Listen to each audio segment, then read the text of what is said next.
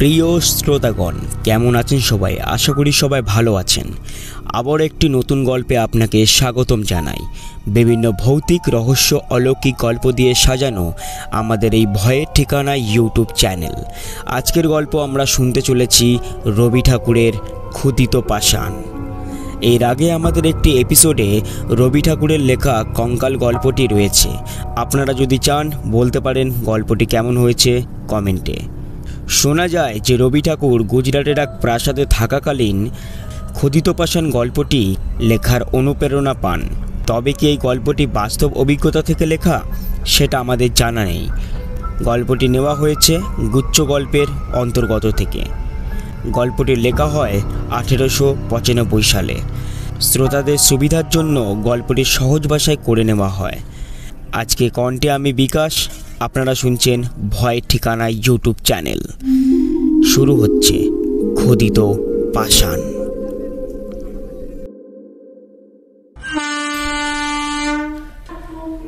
পুজোর ছুটিতে দেশভ্রমণ সেরে কলকাতা ফেরার সময় ট্রেনের কামরায় লোকটির সঙ্গে আলাপ হয়।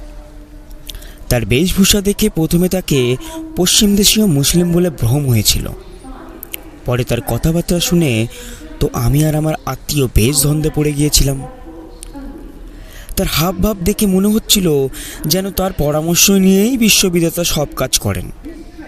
এই যে রাশিয়ারা যে এত দূর এগিয়ে এসেছে, ইংরেজদের যে এমন সকল গোপন মতলব আছে, আর দেশীয় রাজারা নিজেদের মধ্যে যে কী ঘট পাকাচ্ছে, এ সমস্ত কিছুই না জেনেই বরং আমরা সম্পূর্ণ নিশ্চিন্ত ছিলাম।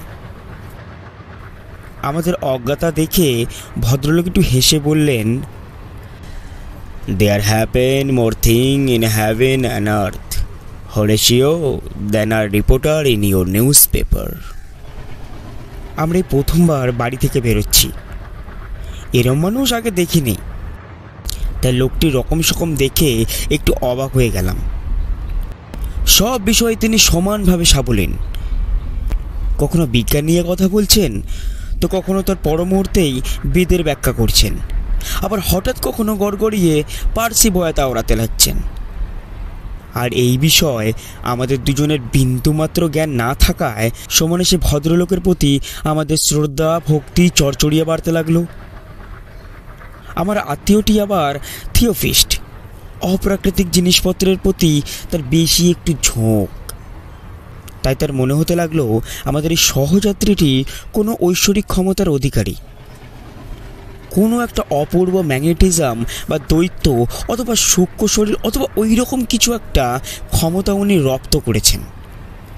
তাই তিনি মুগ্ধভাবে তার কথা শুনে চলছিলেন এবং যথাসম্ভব গোপনে তার নোটও করে নিচ্ছিলেন। আমাদের অসামান্য সহযাত্রী বোধহয় তা বুঝতে পেরে একটু খুশিই হয়েছিলেন। ট্রেনটি জংশনে এসে পৌঁছল। এখান থেকে পরের ট্রেনটি ধরতে হবে। শুনলাম রাস্তায় কি একটা গন্ডগোল হওয়ায় আমাদের পরের ট্রেনটি আসতে দেরি আছে। তাই আমরা দ্বিতীয় গাড়ির অপেক্ষায় অগত্যা ওয়েটিং রুমেই আশ্রয় নিতে হলো। আমি টেবিলের ওপর বিছানা পেতে ঘুমাবার তাল করছি, এমন সময় সেই সহযাত্রী ভদ্রলোক বলে উঠলেন, আরে গল্প শুনবেন? জমাটি গল্প, শুনলে অবাক হবেন। তার বাগবিতার পরিচয় আগেই পেয়েছিলাম, তাই আর না করলাম না। অগত্যা তিনি গল্প শুরু করলেন। সে রাতে আমার আর ঘুম হলো না। এই রাজ্য চালনা সম্বন্ধে দু একটা বিষয়ে মতান্তর হওয়াতে আমি জুনাগড়ের কর্ম ছেড়ে হায়দ্রাবাদে যখন নিজাম সরকারে প্রবেশ করলাম, তখন আমার অল্প বয়স ও মজবুত লোক দেখে বরিচের তুলার মাসুল আদায়ে নিযুক্ত করে দিল। বরিচ জায়গাটি বড় রমণীয়। নির্জন পাহাড়ের নিচে বড় বড় বনের ভেতর দিয়ে সুস্তা নদীটি আঁকাবাঁকা পথ ধরে চলে গেছে। ঠিক সেই নদীর ধারে পাহাড়ের পাদদেশে ছিল এক শান বাঁধানো ঘাট, আর এই ঘাটের ওপর ছিল একটি শ্বেত পাথরের প্রাসাদ। বরিচে তুলার হাট এবং গ্রামের দূরত্ব এখান থেকে বেশি না। জায়গাটা শোভা বাড়ানোর দায়িত্ব যেন একাই প্রাসাদের। আশেপাশে আর কেউ নেই, সে একাই মাথা উঁচিয়ে দাঁড়িয়ে রয়েছে। প্রায় 250 বছর আগে এক পরাক্রমী সম্রাট তার ভোগবিলাসের জন্যই এই নির্জন স্থানে প্রাসাদটি নির্মাণ করে। প্রাসাদের ধাঁচ দেখেই আঁচ করা যায় তার বিশাল বহুল অতীত। 250 বছর আগে হয়তো প্রাসাদের স্নানশালা দিয়ে ঝরে পড়ত গোলাপগন্ধি জল, আর তাতে পা ডুবিয়ে বসে সেতার হাতে গান গাইতেন প্রাসাদের রমণীরা। আজ সে ফোয়ারা অচল। প্রাসাদের ভেতর খেলা করে না দেইগানের কলি, সাদা পাথরের ওপর পড়ে না কোনো নরম পায়ের ছাপ।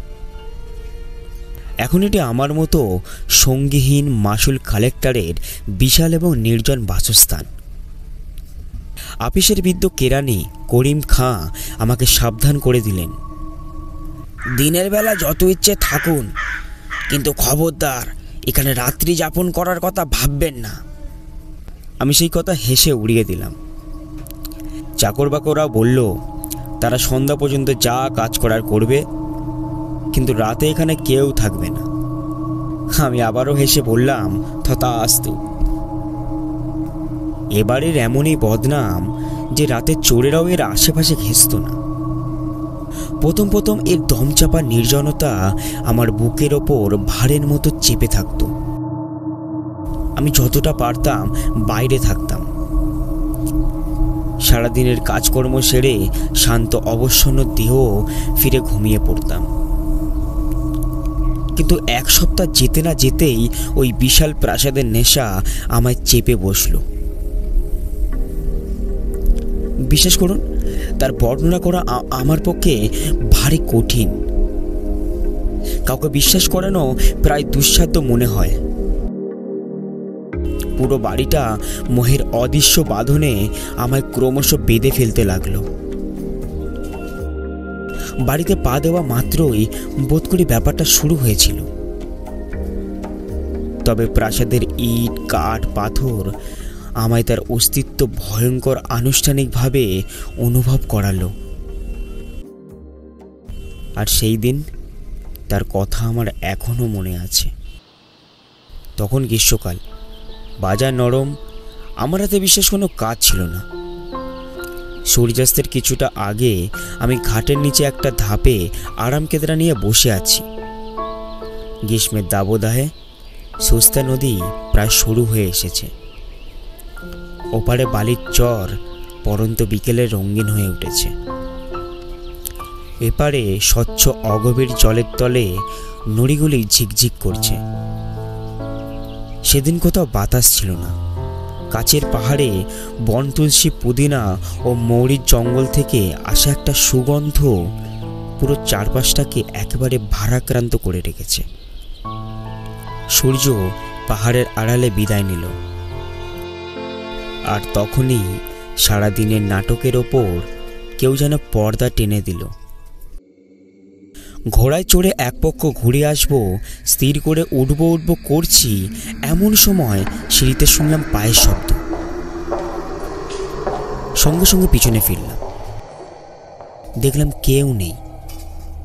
মনের ভুল ভেবে বসতে যাচ্ছি, এমন সময় আবারও শুনলাম পায়ের শব্দ। এইবার একটা নয়, অনেকগুলো মনে হচ্ছে একেবারে যেন অনেকগুলো ছুটে ছুটে আসছে। মনের মধ্যে খানিকটা ভয়ের জন্ম নিল, আর সেই ভয়ের সাথে হলো এক অচেনা রোমাঞ্চ। আমার চোখের সামনে কেউ ছিল না। এই শান্ত পাহাড়, এই নীরব নদী, এই নিস্তব্ধ গিরিতটে নদীর নির্জন প্রাসাদের কোথাও কোনো শব্দ ছিল না। তাও আমার মনে হলো ঝর্ণা ধরার মতো হাসির রব তুলে একদল মহিলা স্নান করতে নামলেন, আর তারা গেলেন ঠিক আমার পাশ দিয়ে। অথচ আমার লক্ষ্য করলেন না। সেই মহিলারা ঠিক যেমন আমার কাছে অদৃশ্য ছিলেন, আমিও ঠিক তাদের কাছে তেমনই অদৃশ্য ছিলাম। কি ঘটছে এটা? নদীর জল কিছুক্ষণ আগেও ছিল স্থির নিষ্কম্পন। এবার বোধ হলো সুস্তা শান্ত জলে আলোড়নের সৃষ্টি হয়েছে। কেউ বা কারা জলে দাপাদাপি করছে, আর তার ফলে কেঁপে উঠছে নদীর জলের স্রোত। সখীরা হেসে হেসে একে অপরের গায়ে জল ছেটাচ্ছে। তাদের পায়ের ডাবল আঘাতে মুক্তোর মতো ছিটিয়ে পড়ছে জল। আবারও মনে হলো, কি হচ্ছে এটা? আমার বুকের ভেতর এক অদ্ভুত কম্পন শুরু হলো। তবে সে উত্তেজনা কি ভয়ের, কি আনন্দের, কি কৌতূহলের, ঠিক তা বলতে পারবো না। বড় ইচ্ছে হলো যে ভালো করে দেখি, কিন্তু সামনে দেখার মতোই কিছুই ছিল না। মনে হলো ভালো করে কান পাতলেই শুনতে পাবো তাদের কণ্ঠস্বর, কিন্তু অরণ্যের শব্দ ছাড়া কিছুই শোনা যায় না। আমার সামনে 250 বছরের পুরনো কালো পর্দা ঝুলছে। ভয় মেশানো ইচ্ছে হলো। তার একধার তুলে দেখি কি হচ্ছে ভেতরে। হয়তো সেখানে সভা বসেছে, কিন্তু 250 বছরের পুরনো কালো নিকষ অন্ধকারে কি কিছু দেখা যায়? হঠাৎ হু হু করে হাওয়া দিয়ে ওঠায় গোমট ভাবটা কেটে গেল। দেখলাম নদীর স্থির জল যেন কোনো এক অপশরীর ঘন কালো চুলের মতো কুৎসিত হয়ে উঠেছে, এবং সন্ধ্যার ছায়াচ্ছন্ন সমস্ত বনভূমি এক মুহূর্তে একসঙ্গে মর্মর শব্দ করে যেন দুঃস্বপ্ন থেকে জেগে উঠল। যাই হোক, অতীতের কোল থেকে উঠে আসা যে 250 বছরের মরীচিকা আমার চোখের সামনে জেগে উঠেছিল, তা হঠাৎই যেন মিলিয়ে গেল।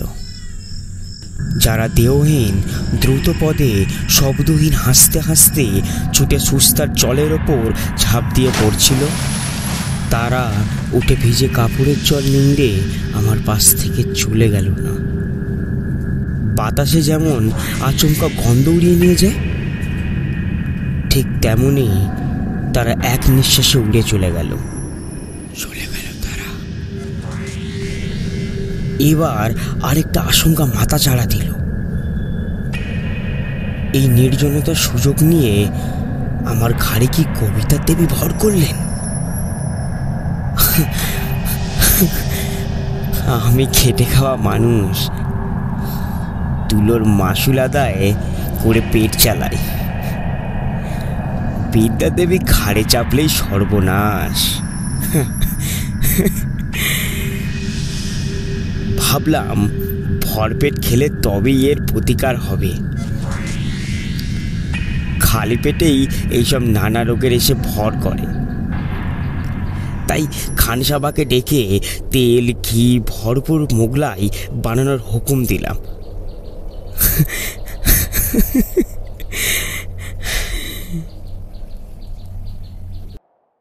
পরদিন সকালে উঠে সমস্ত ব্যাপারটাই ভীষণ হাস্যকর বলে মনে হলো।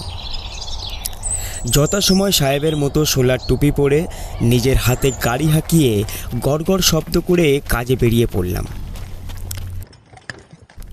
সেদিন আবার ত্রৈমাসিক রিপোর্ট লিখবার দিন হওয়ায় দেরি করে বাড়ি ফেরবার কথা,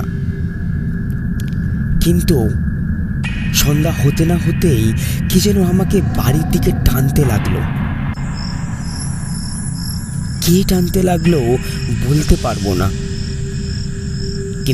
কিন্তু মনে হলো আর দেরি করা উচিত নয়। সকলে বসে আছে সকলে। রিপোর্ট অসমাপ্ত রেখেই সোলার টুপি মাথায় দিয়ে সেই জঙ্গল ঘন নিশ্চুপ রাস্তায় গাড়ির চাকায় ঘড়ঘড় শব্দ করে সে আমার বাসস্থান নিঃসঙ্গ প্রাসাদের দিকে রওনা দিলাম।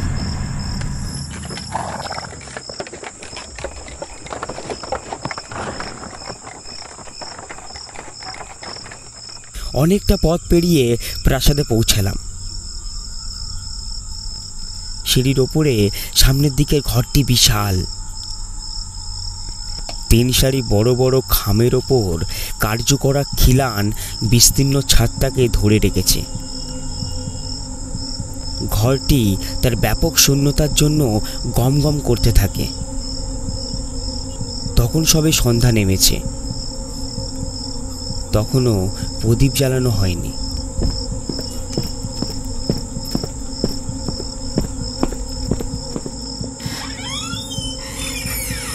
দরজা ঠেলে আমি বড় ঘরে ঢুকলাম।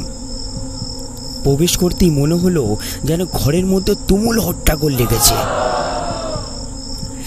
সভা ভঙ্গ করে চারিদিকে দরজা জানালা ঘর পর বারান্দা দিয়ে কে কোন দিকে পালালো তার কোনো ঠিক ঠিকানা নেই। আমি কোথাও কিছু না দেখতে পেয়ে অবাক হয়ে দাঁড়িয়ে রইলাম। এক অদ্ভুত আবেশ আমার গোটা শরীরে ছড়িয়ে পড়ল,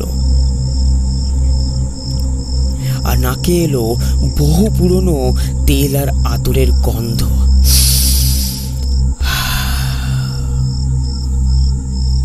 আমি সে অন্ধকার ফাঁকা ঘরের থামের মাঝখানে দাঁড়িয়ে শুনতে পেলাম ঝরঝর করে ফোয়ারার জল সাদা পাথরের ওপর এসে পড়ছে।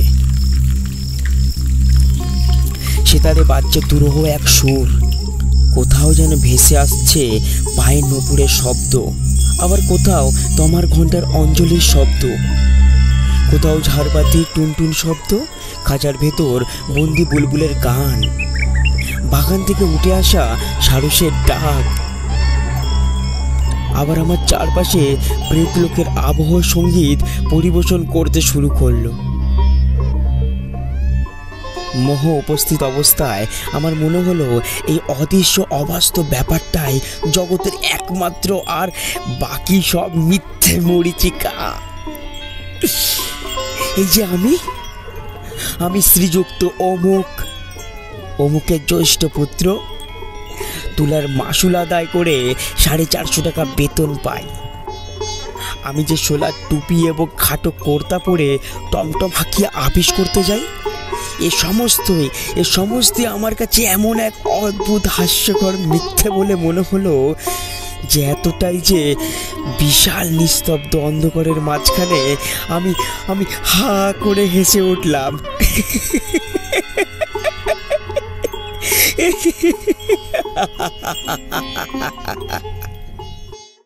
তখনই আমার ভৃত্য কেরানি কেরোসিন ল্যাম্প হাতে নিয়ে ঘরের মধ্যে প্রবেশ করল।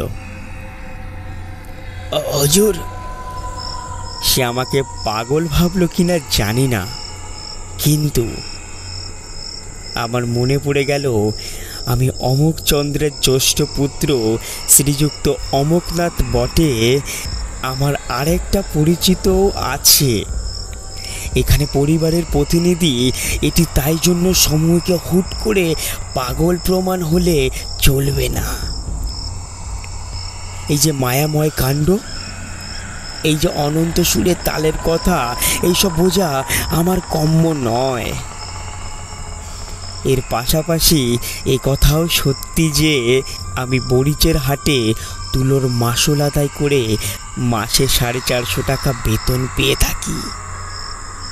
তখন আমার আগের কথা মনে করে হাসি পেল। কেরোসিন তেলের আলোয় উজ্জ্বল ল্যাম্প টেবিলের কাছে রাখা খবরের কাগজটা নিয়ে পড়তে শুরু করলাম।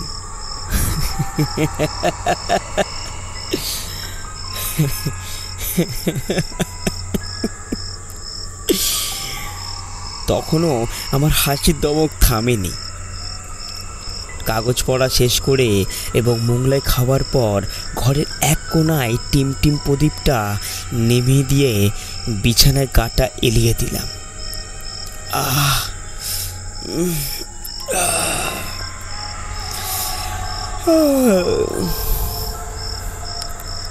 আমার সামনে খোলা জানালা দিয়ে দূরে দেখা যাচ্ছে ওরারির পর্বত, তার চারপাশে ঘন জঙ্গলের আচ্ছাদন।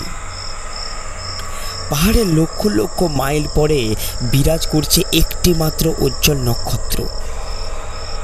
এবং এরপর কখন যে ঘুমিয়ে পড়লাম তা ঠিক বুঝতে পারিনি। কতক্ষণ ঘুমিয়েছিলাম তা ঠিক জানি না। হঠাৎ এমন সময় ঘুম ভেঙে শিউরে জেগে উঠলাম। ঘরে যে কোনো শব্দ হচ্ছিল তা নয়, ঘরে কেউ প্রবেশ করলেও তা দেখতে পাইনি। ততক্ষণে সেই পর্বতের মাথা থেকে সেই একটিমাত্র নক্ষত্র অস্ত গিয়েছে। কৃষ্ণপক্ষের তীক্ষ্ণ চাঁদের আলো ঘরে প্রবেশ করছে। বিনা অনুমতিতে প্রবেশ করে যেন এক প্রকার লজ্জিত একটু। কাউকে দেখতে পেলাম না, তবু যেন আমার স্পষ্ট মনে হলো কে একজন আমাকে আস্তে আস্তে ঠেলছে।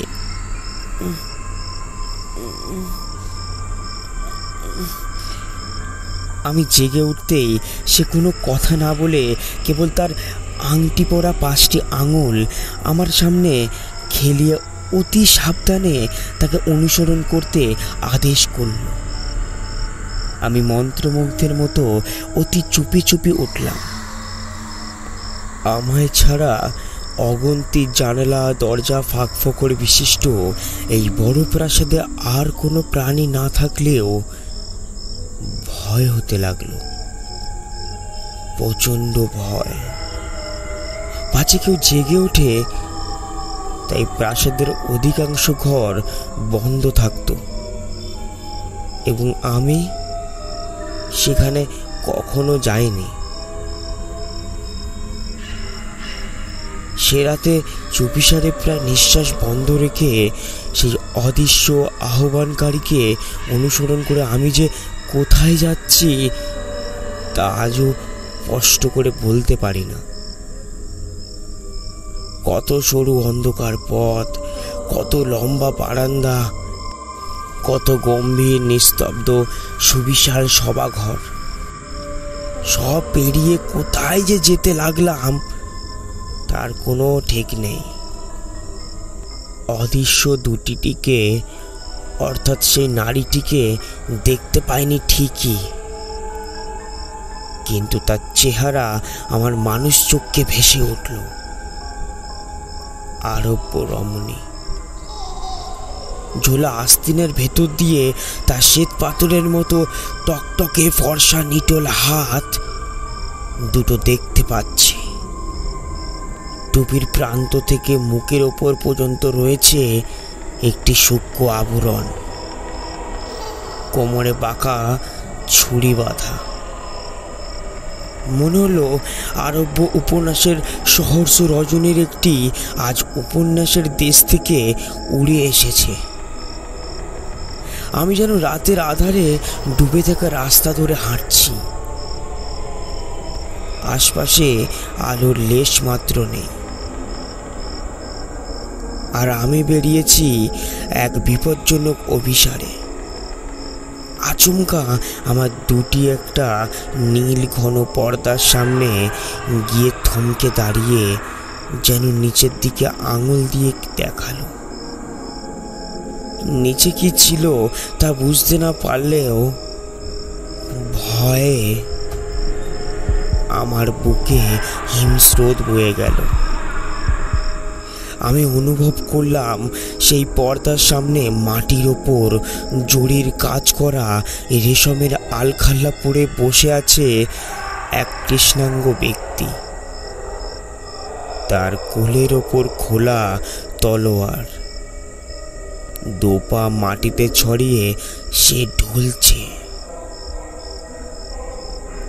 আমার রহস্যময় ত্রুটি সহজেই তার দোপা ডিঙিয়ে পর্দার একটি প্রান্ত তুলে ধরল। ভেতরে একটি ঘরের সামান্য অংশ চোখে পড়ল। তক্তপোষের ওপর কেউ একজন বসে আছে।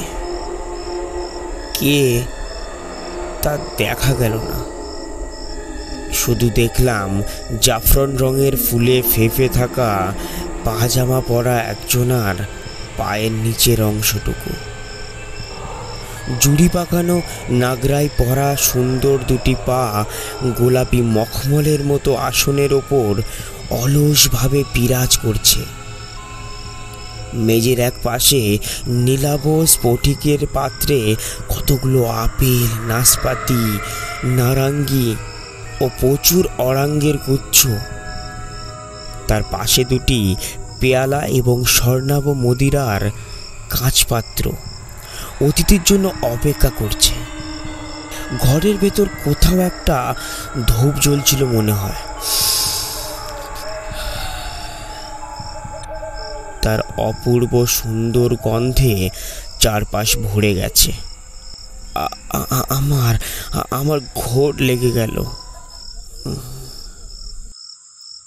আমি সেই ভয়ে ভয়ে যেই না ওই ঝুলন্ত কৃষ্ণাঙ্গ ব্যক্তির পায়ের ওপর থেকে পার হতে গেছি, অমনি সে চমকে জেগে উঠল, আর তার খোলা লকলকে তলোয়ার শব্দে মাটিতে পড়ে গেল। আচমকা একটা বিকট শব্দে ধরপড় করে উঠে দেখলাম যে ক্যাম্প খাটের ওপর বসে আছে, আর লক্ষ্য করলাম যে আমার গা ঘামে পুরো ভিজে গেছে।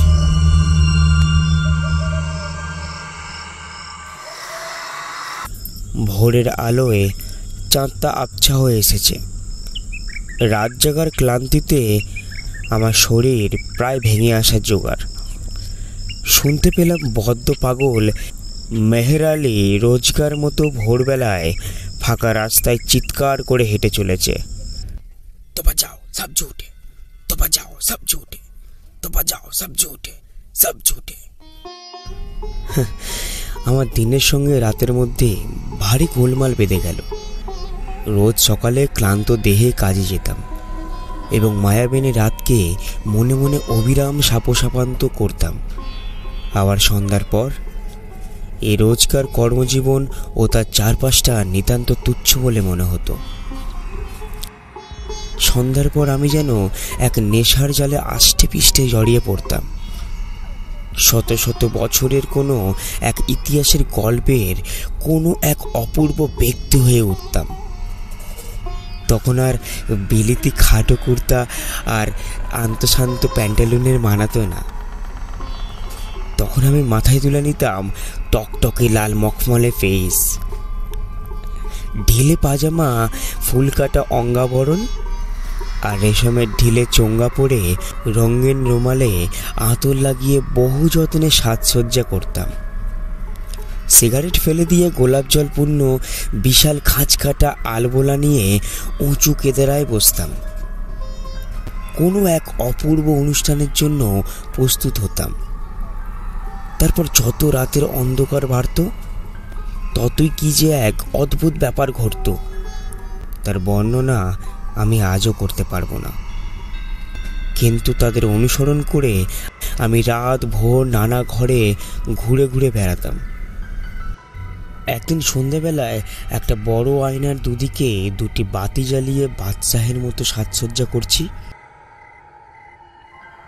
হঠাৎ দেখতে পেলাম আয়নায় আমার ছায়ার পাশে ক্ষণিকের জন্য সেই তরুণীর ছায়া। সে নাটকীয়ভাবে নিজের ঘাড় বেঁকালো, ঘন কালো চুল ফুটিয়ে তুলল বেদনার ইঙ্গিতে। তার সুন্দর ঠোঁট দুটি খানিক যেন নড়ে উঠল। একটা অজানা ভাষায় ফুটে ওঠা অব্যক্ত রইল। নিমেষের মধ্যে তরুণীর ছায়াটি ওপরের দিকে উঠে গেল নাচের ছন্দে। তারপরই বেদনা, বাসনা, বিভ্রম আর হাসির অপূর্ব এক মিশ্রণ চারিদিকে ছড়িয়ে গেল। সে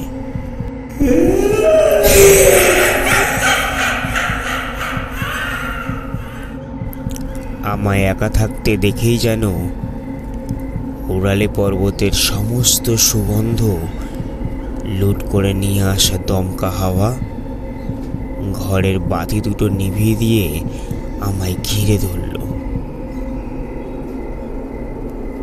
আমি সাজসজ্জা বাদ দিয়ে ঘরের মধ্যেই মেঝের ওপরেই চোখ বুজে শুয়ে পড়লাম। আমার গোটা দেহ তখন রোমাঞ্চ। সেই সুরভিত হওয়ায় আমি টের পেতাম কেউ যেন আমায় আদর করছে, আমার অস্তিত্বে এঁকে দিচ্ছে ভালোবাসার চুম্বন। কপালে অনুভব করতাম নরম হাতের স্পর্শ, এই যেন কারো সুগন্ধি রেশমের কোমল ওড়না উড়ে এসে আমায় ছুঁয়ে গেল। মায়াবী নাগপাশে আমি আবদ্ধ হতাম এবং দীর্ঘশ্বাস ফেলে অসাড় দেহে গভীর ঘুমে ঢলে পড়তাম, গভীর ঘুমে ঢলে পড়তাম, গভীর ঘুমে। একদিন দুপুরে ঠিক করলাম ঘোড়ার পিঠে চড়ে বেরোবো, কিন্তু কে যেন আমায় বারবার নিষেধ করতে লাগলো।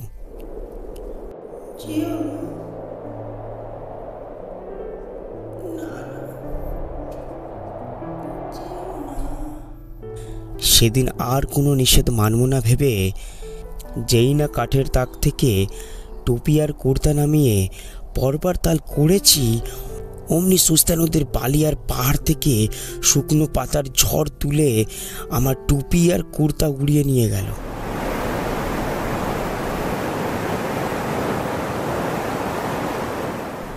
হাওয়ার দমকের সঙ্গী ছিল একটা ভীষণ মিষ্টি হাসি। হাওয়ায় আমার জিনিস উড়তে দেখে সেই হাসি যেন আরো বেড়ে গেল।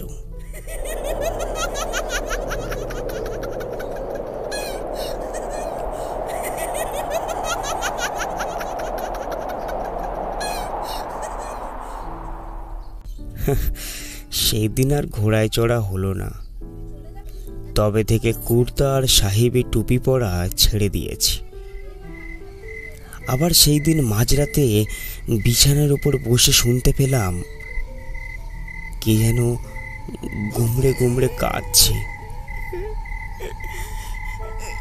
আমার বিছানার, আমার ঘরের বহু নিচে বিরাট প্রাসাদের থাকা কোনো এক অন্ধকার গহ্বর থেকে উঠে আসছে বুক পাটা কান্নার আওয়াজ।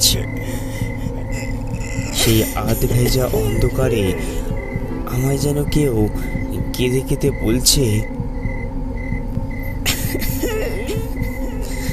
তুমি আমাকে উদ্ধার করে নিয়ে যাও। কঠিন মায়া, গভীর ঘুম আর নিখোঁজ নিষ্ফল স্বপ্নের সমস্ত দরজা চুরমার করে আমায় নিয়ে যাও। তুমি আমি ঘোড়ার পথে চড়ে নিরুদ্দেশ পাড়ি দেব। আমায় আমায় বুকের কাছে শক্ত করে চেপে ধরে বন জঙ্গল পাহাড় নদী অতিক্রম করে আমায় নিয়ে চলো। সূর্যের আলোয় সজ্জিত তোমার ঘরে উদ্ধার করো, উদ্ধার করো, আমায় উদ্ধার করো। আমি কে? আমি কেমন করেই বা তাকে উদ্ধার করব? স্বপ্ন প্রবাহের এই প্রবল ঘূর্ণিঝড়ের মধ্যে ডুবতে বসা কোন সুন্দরীকে তীরে টেনে তুলব? তুমি কোন মরুদ্যানের খেজুর গাছের ঠান্ডা ছায়ায়, কোন মরীচিকায় গৃহবাসীর কোলে জন্ম নিয়েছিলে? যেভাবে বনলতা থেকে নির্মমভাবে ছিঁড়ে নেওয়া হয় ফুলের পাপড়ি, সেভাবেই কি তোমার মায়ের কোল থেকে আলাদা করে দিয়েছিল কোন নির্মম দস্যু? ঘোড়ার পিঠে চড়ে বিদ্যুৎ বেগে বালির চলন্ত রাশি পার করে তোমায় কোন রাজপুরী দাসী হাটে বিক্রির জন্য নিয়ে যাওয়া হয়েছিল? কে, কবে, কোথায়? সেখানে ইতিহাস আরো জটিল। সেখানে সারেঙ্গির সঙ্গীত, নুপুরের রুনুঝুনু, অত সুন্দর সৃষ্টির শব্দ, সুবর্ণ মদিয়ার মধ্যে বিশেষ জ্বালার কি অসীম ঐশ্বর্য, কি অনন্ত কারাগার। দুদিকে দুই রাশি হিরের চমক খেলিয়ে চামড় তোলাচ্ছে।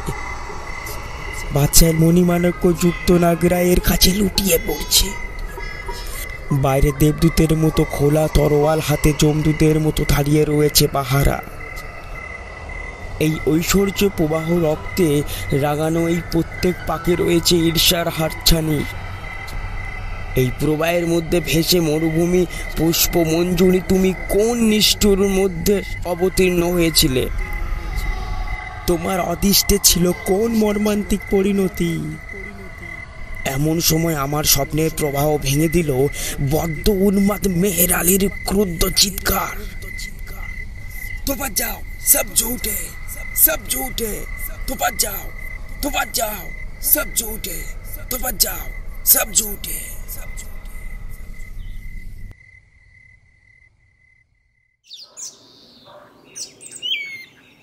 তাকিয়ে দেখি সকাল হয়ে গেছে। চাপরাশি ডাকের চিঠিপত্র নিয়ে আমার হাতে দিল এবং খানসামা এসে সেলাম ঠুকে জিজ্ঞাসা করলো, আজ রান্নার কি হুকুম আছে জনাব? সেই দিনই জিনিসপত্র গুটিয়ে আমি আপিস ঘরে গিয়ে উঠলাম। বৃদ্ধ কেরানি করিম খাঁ আমায় দেখে একটু হাসলেন। বিরক্তিতে সারা গা আমার চলে গেল, কিন্তু তার হাসির যোগ্য জবাব না দিয়ে কাজের মধ্যে নিজেকে ডুবিয়ে নিলাম। কিন্তু অবাক হয়ে অনুভব করলাম বেলার সঙ্গে পাল্লা দিয়ে বাড়ছে আমার অন্য মনস্কতা। কোথায় একটা যাওয়ার তারা আমায় কুড়ে কুড়ে খেতে শুরু করলো। তুলোর হিসেব আমার কাছে অপ্রয়োজনীয় হয়ে পড়ল। নিজামেতেরও তেমন কোনো মূল্য আর রইল না। আমি হিসেবের খাতা বন্ধ করে কলম ছুঁড়ে ফেলে দিলাম আর সেই প্রাসাদের উদ্দেশ্যে সবে রওনা দিলাম। আর দেখলাম টমটম প্রায় নিজেই দিন আর সন্ধ্যার সন্ধিক্ষণে আমায় সেই প্রাসাদের দরজার সামনে পৌঁছে দিল। আমি একসাথে 2-3টে সিঁড়ি ভেঙে উঠে ঘরের মধ্যে প্রবেশ করলাম। আর চারপাশটা স্তব্ধ অন্ধকার, ঘরদর যেন রাগ করে মুখ ভার করে বসে আছে। অনুতপ্ত বোধ করছি, কিন্তু কাকে জানাবো, কার কাছেই বা ক্ষমা চাইবো? খাঁ খাঁ করা হৃদয় নিয়ে এই ফাঁকা ঘরগুলোতে ঘুরে বেড়াতে লাগলাম। মনে হচ্ছিল হাতে একটা বাদ্যযন্ত্র নিয়ে গানের ভাষায় কাউকে একটা উদ্দেশ্য করে বলে উঠি, হে বন্নি, তোমায় ছেড়ে পালাবার চেষ্টা করেছিল, সে আবার মরতে এসেছে তোমার কাছে, ক্ষমা করে দাও, তার 2 পাখা পুড়িয়ে ভস্ম করে দাও হে বন্নি। আচমকা ওপর থেকে আমার কপালের ওপর টপ করে 2 ফোঁটা অশ্রু জল পড়ল। সেই দিন ওরালির পর্বতের ওপরটা ঢেকে দিয়েছিল কালচে রঙের মেঘ। তাদের রকম সকম রীতিমতো ভীতিকর। অন্ধকারে ঢাকা জঙ্গল আর সুস্তার কালো জল মিলে একটা ভয়ঙ্কর চিত্রনাট্য বাস্তবে পরিণত হওয়ার জন্য অপেক্ষা করছিল। এরকমভাবে সব জল, স্থল, আকাশ, বাতাস যেন শিউরে উঠল। বিদ্যুতের শিখা আর চারপাশটা আলোকিত করে তুলল। একটা ভয়ঙ্কর ঝড় ধেয়ে এসে প্রাসাদের দেওয়ালে আছড়ে পড়ে সে হাউ হাউ করে কাঁদতে লাগলো।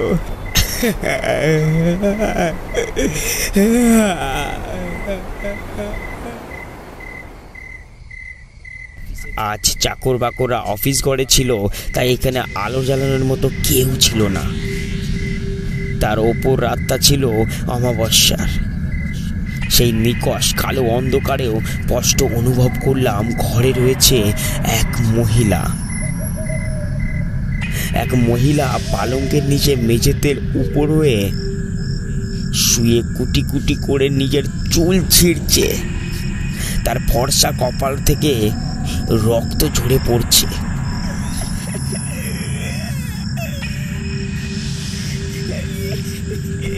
যাচ্ছে কখনো শুকনো হাসি, আবারও কখনো কান্নার ফোঁপানি।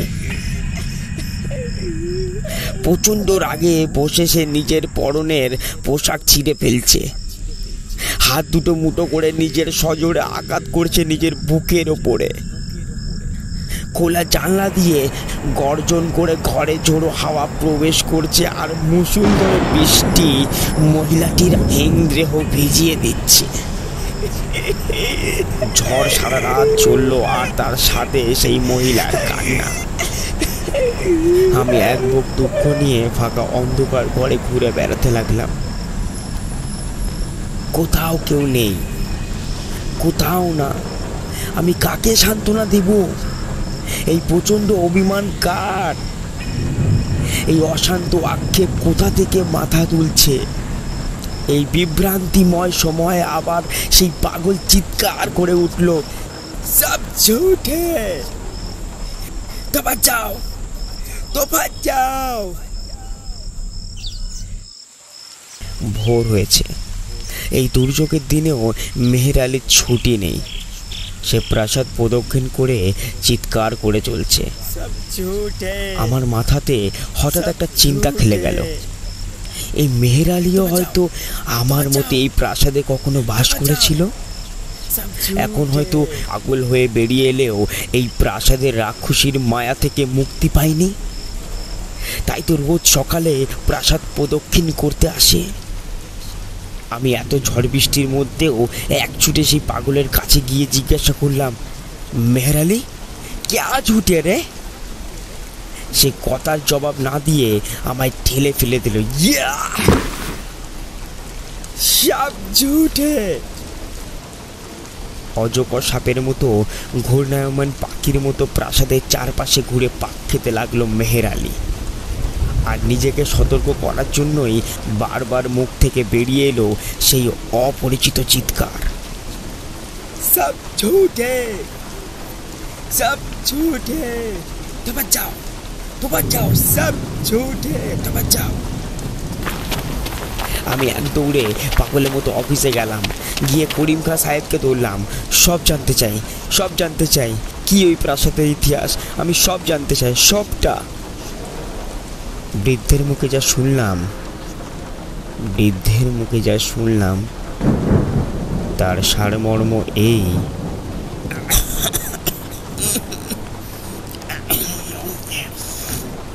অনেক অতৃপ্তি ইচ্ছা, অনেক অতৃপ্তি বাসনা, বাবিচার উন্মত্ত আবেগের প্রতীক এই বাড়িটি। সেই সব নিষ্ফল কামনার অভিশাপে ওই ইট কাঠ পাথর ক্ষুধার্ত তৃষ্ণার্ত হয়ে আছে। কোনো জ্যান্ত মানুষ পেলেই তাকে গ্রাস করার জন্য লকলকিয়ে ওঠে তারা। ওই বাড়িতে 3 রাত কাটানো ব্যক্তির মধ্যেও একমাত্র মেহের আলী বেরিয়ে আসতে পেরেছে, আর কেউ তার গ্রাস এড়াতে পারেনি। আমি জিজ্ঞাসা করলাম, আমার উদ্ধারের কি কোনো পথ নেই? বিবৃত বললেন, একটি পথ আছে, কিন্তু তা বেজায় শক্ত। সেটি তোমায় বলছি। তবে তার আগে ওই গুলবার্গের এক ত্রিতদাসের ইতিহাস বলা আবশ্যক। এমন ঘটনা দুনিয়ার আর একটা আছে কিনা সন্দেহ। করিম খাঁর বর্ণনা ছিল আমার অভিজ্ঞতা থেকেও আশ্চর্য। গল্পের সূচনা হয় ধুধু এক মরুভূমির মাঝে। সহযাত্রী বললেন, 1 মিনিট। নিঃশ্বাস নেওয়ার জন্য একটু থামলেন। এমন সময় কুলি এসে খবর দিল, বাবু মশাই, ট্রেন আসতেছে। এত তাড়াতাড়ি? জলদি বিছানাপত্র বাঁধতে না বাঁধতেই ট্রেন এসে হাজির হলো। এক সাহেব ঢুলু ঢুলু চোখে একটি ফার্স্ট ক্লাস জানালা থেকে মুখ বাড়িয়ে হয়তো স্টেশনের নাম পড়ার চেষ্টা করছিলেন। তিনি আমার সহযাত্রী মিত্রটিকে দেখতে পেয়ে হাত নাড়ে চিৎকার করে উঠলেন। আমি হাঁ করে দেখলাম। আমার সহযাত্রী সেই ফার্স্ট ক্লাস কামরায় উঠলেন। আমরাও উঠলাম, তবে সেকেন্ড ক্লাসে। বাবুটির পরিচয় জানা হলো না। গল্পটা শেষটুকুও আর জানা হলো না। আমি আপেক্ষক সহকারে বললাম, লোকটা আমাদের বোকা পেয়েছে বেশ। আর রগড় দেখেছ? লোকটা আমাদের বোকা পেয়ে ভালোই রগড় করে গেল। গল্পটা আগাগোড়া বানানো। ধুর, তোমার তো সব বিষয় সন্দেহ, সব বিষয়ে যেন বসে আছো। উফ, এ তো মিথ্যেই তো। এ বলো তো, এমন ঘটনা কেউ কোশ্মিনকালেও শুনেছে? আর তুমি তুমি শুনেছো না বিশ্বাসও করছো? বাহ বাহ বাহ বাহ বাহ, তোমার জন্ম নেওয়া উচিত ছিল মধ্যযুগে। এই শোনো, মুখ সামলে বলো, 2 পাতা বিহীন বই পড়ে কি নিজেকে মহাপণ্ডিত মনে করেছো নাকি? আর তো কুসংস্কার জন্য হয়ে তো থাকছি না তোমার মতো।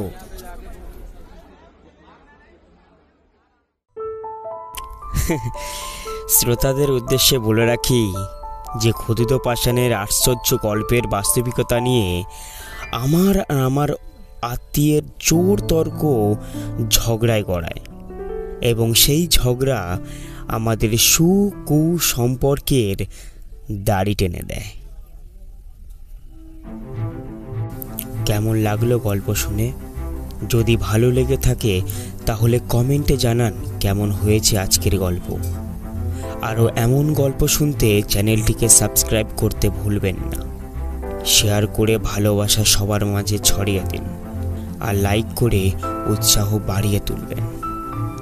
আপনার লেখা যদি কোনো গল্প বা ঘটনা থেকে থাকে তাহলে আমাকে ঝটফট পাঠিয়ে দিন ভয়ের ঠিকানা 960@gmail.com এ।